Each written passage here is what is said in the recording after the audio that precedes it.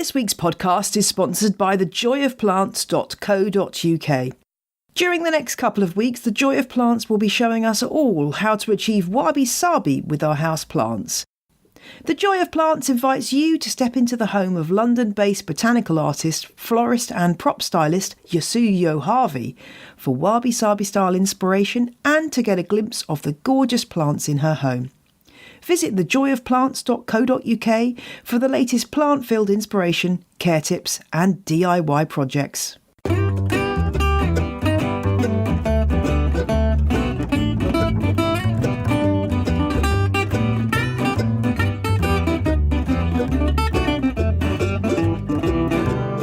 It's mini episode 5 of On the Ledge's Trailing Plants Week. I'm Jane Perrone and we're here to look at one of the most teensy-weensy little trailing plants you can find. It's Peperomia prostrata.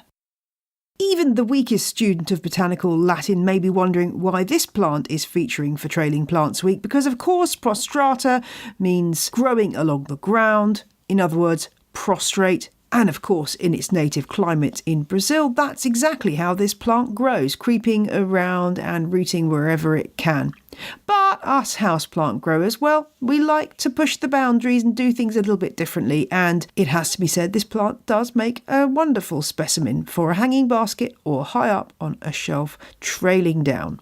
I wanted to include this Peperomia because it really is a plant you can grow on the ledge. It's very diminutive, the leaves are only about 1 centimetre across, and it will grow in a pretty small pot. So it really is the perfect plant for the person with limited space. If you squint your eyes, you might be able to get it confused with Ceropegia woodii, one of our earlier plants, because it does have a similar look, but the leaves are a lot more fleshy in the way that Peperomias tend to be. Having said that, the Peperomia genus is enormous. There are hundreds of species in it, and they can be very, very variable. So don't assume that every Peperomia looks exactly like this.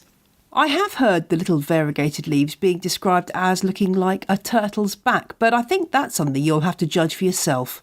Now, we always like to think that we are the first to catch on to these exciting new plants, whereas in fact they've been around for donkey's years, and Peperomia prostrata is no different. Via the very useful website peperomia.net, I found a wonderful entry.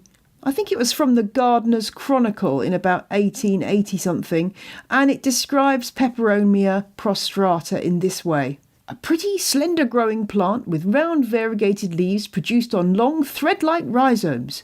This was discovered, according to this article, by Mr. B.S. Williams, who has, the piece continues, started sending this plant out under the name of P. prostrata, and which as a stove basket plant will, we think, be welcomed by all plant lovers. And there's a beautiful drawing of the plant to accompany the picture. Do go and take a look at that in the show notes. It's a really lovely thing to look at, and it's crazy to think that this dates back over 100 years and that people were enjoying this plant back then. If you're wondering what a stove basket plant is, well, that just means it's a plant that was grown in a greenhouse that had a stove-based heating system, a boiler in other words, to keep the temperatures up. Very popular in Victorian times, but it will do equally as well in our homes.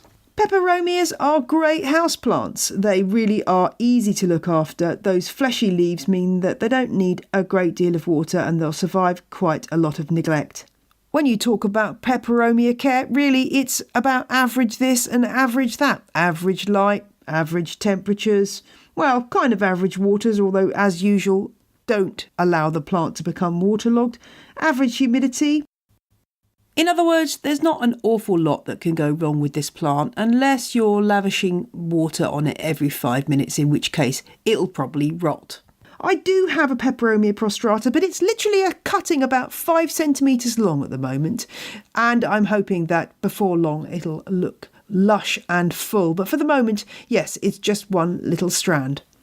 And if you've fallen in love with this plant, where can you get hold of one? Well, if you search online and look in plant shops, you'll find that the price you're going to pay for this plant will vary hugely. But as is often the case, that will partly be dependent on whether you're buying a tiny cutting or a huge established plant. So expect to pay more for something that's already doing a great job of trailing.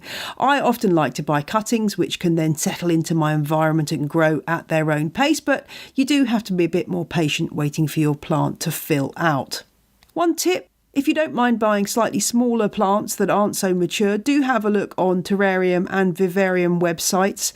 These tend to be set up for people who are setting up frog vivariums and whatnot, and Peperomia prostrata is one of those plants that's often available for a really good price from those kind of online stores. I'd love to hear about your Peperomia prostrata, where you got it from and how it's doing, and indeed if you're having any problems with it. I'd love to know. Do drop me a line on the Ledge Podcast at gmail.com.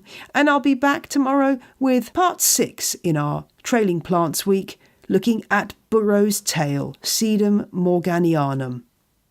Until then, enjoy titivating your trailing plants.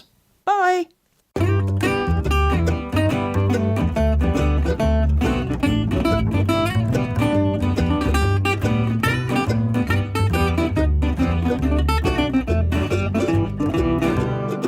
The music you heard in this episode was Roll Jordan Roll by the Joy Drops, licensed under Creative Commons. See my website for details.